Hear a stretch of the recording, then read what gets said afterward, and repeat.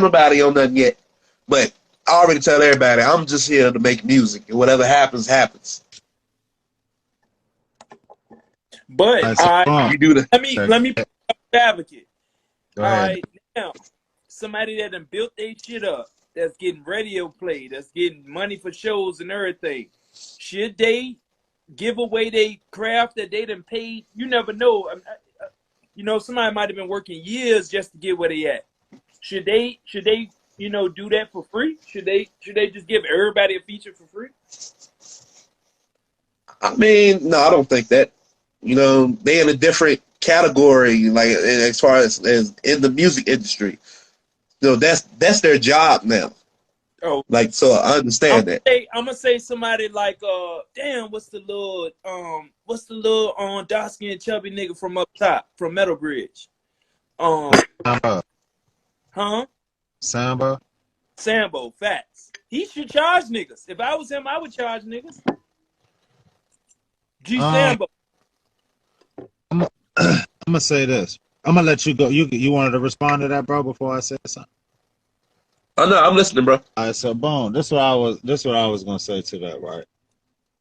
I think I'm gonna piggyback off what both of y'all said, even though I already had what I kind of knew what I was heard.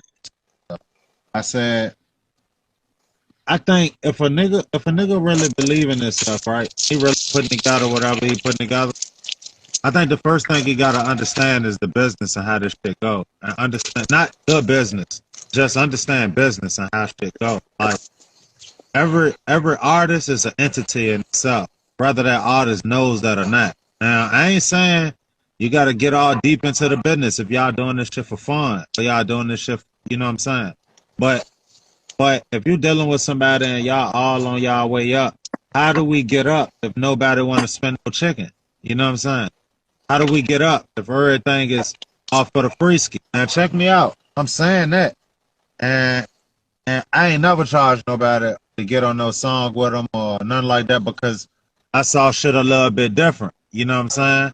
I looked at shit like shit on my way up. I'm gonna be honest with you, bro. My head was so. I knew I was crazy, so I saw it like shit. And then nigga, I get on the song, but I'm blessing that nigga. You know what I'm saying? So yeah, and that's how I saw shit. Like, yeah, I'm blessing that nigga by getting the song with that nigga. I ain't tripping on no bread or nothing like that. You know, we good. My goal is I just want to do good music. You know what I'm saying? If I could fuck with you, because granted, I ain't doing a song. I ain't one of those type niggas that feel like, oh, I gotta, you know how a motherfucker might be like, I gotta make a song for everything, for every scenario, for the club, for the. Nah, I do whatever I'm feeling, whatever the beat, whatever I'm feeling with the beat, I stick to what I'm. You know what I'm saying? I don't talk about nothing that's unreal. You know, anything I'm talking about is something that happened for real. So it should be coming organic for me. I don't gotta get into I need to make a twerk song. I'm not Red Diamond. You know, I respect that. I even like it. It's just that's not what I'm really in love with is bars. I'm in love with talent. I'm in love with truth. You know what I'm saying? I'm really in love with getting on here and doing what I think another nigga can't do. I ain't getting on here saying, you know, what's the most popular, what's gonna sound the coolest, you know what I'm saying? Now, granted, I still got an ear for what sounds, you know what I'm saying, cool, because I like dumb shit too. It's silly shit that I really ride around listening to. I don't ride around listening to lyricism, you know what I'm saying? Because I don't feel like lyricism is made for that. I feel like riding around shit is made for riding around. You ain't got to get too deep into thinking. You did the goddamn beat.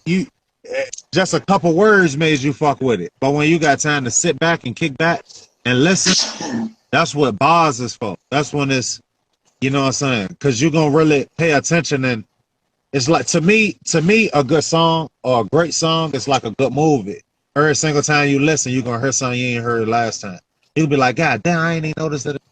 Man, did you notice how on this bar, how this drug out to make this make sense when you get to the end of it? You know what I'm saying? Like, I don't know.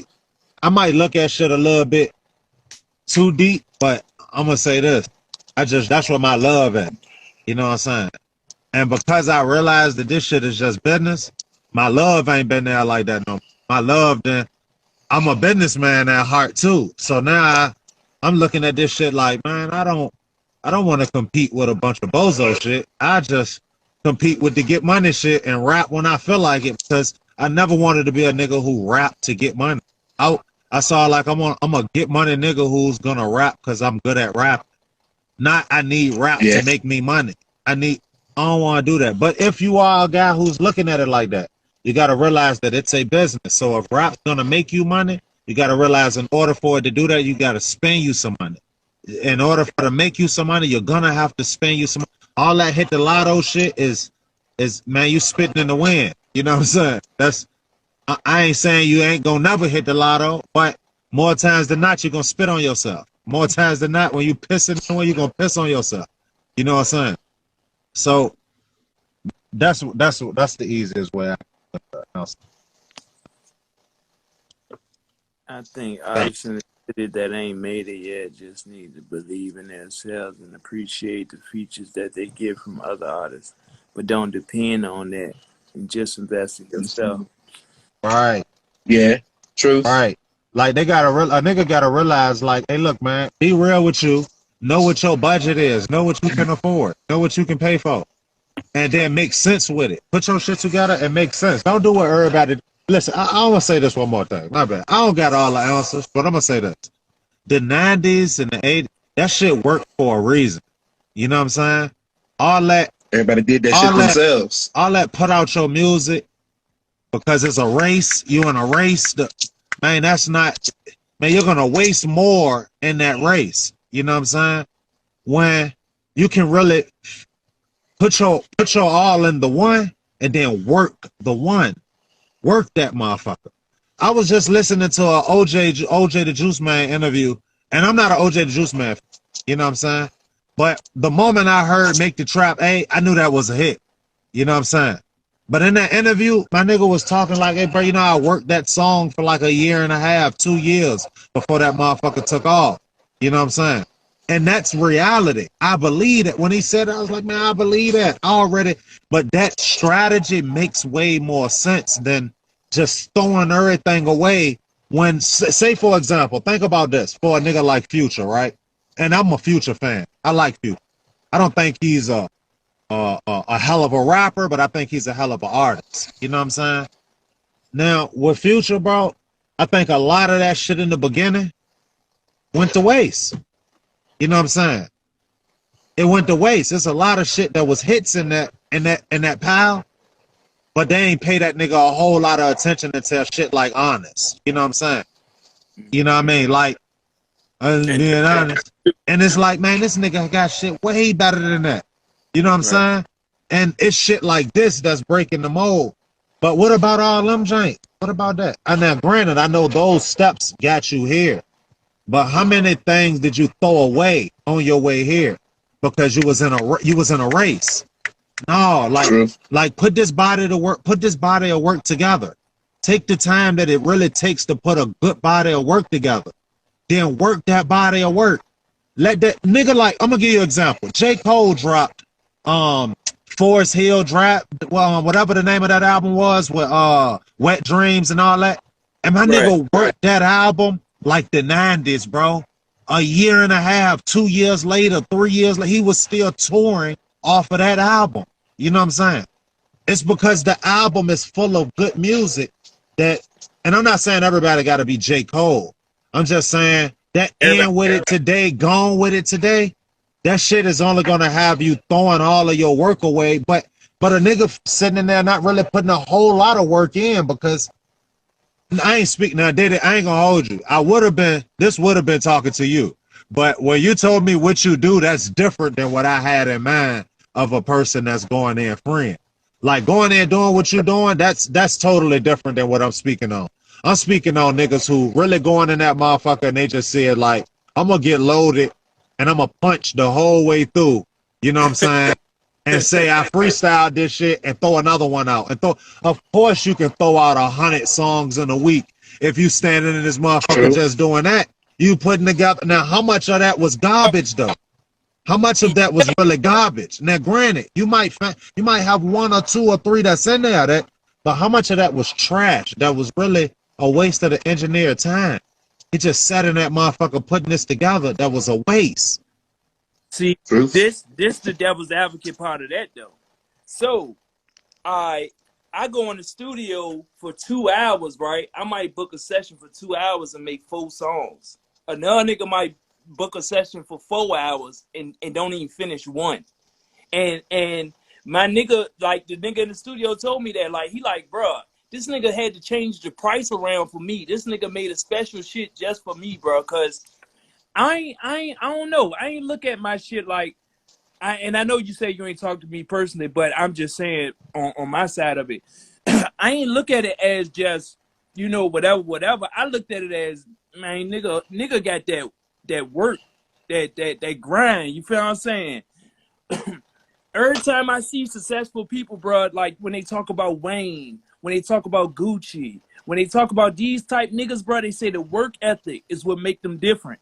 If I was to ever go around any of these big artist niggas, I would be able to make 2-3 songs in a day. And they gonna be fire. Ain't gonna be no bullshit. That's the type of shit that make a nigga be like, God damn, bro, this nigga worth that. Because when them labels paying for studio time and you going in there fucking off and smoking and just fucking with girls and you only made 1 song in 2 days and shit, I feel like they get more pissed at that than a nigga that actually used the time. But I feel what you're saying. It's some people, but you know, bro, we've been rapping since I've been a child. I started off right. I started off right, bro. I started off being a lyricist. And you know how many times people, bro, while you was you know what I mean, while you was told, bro, people was beating my head down, bro. Don't nobody want to hear that lyrical shit, did it? Don't nobody want to hear that shit. See, I think this, right? I'm gonna be honest with you, bro. It ain't that. It's the presentation. It's the presentation. What I do is I put the bro, you gotta understand, at that time, bro, you got the ignorant rap just starting then. Now the lyrical shit coming back around. But this was in the beginning of the ignorant rap. So all they wanted to hear was the ignorant shit. You know what I mean?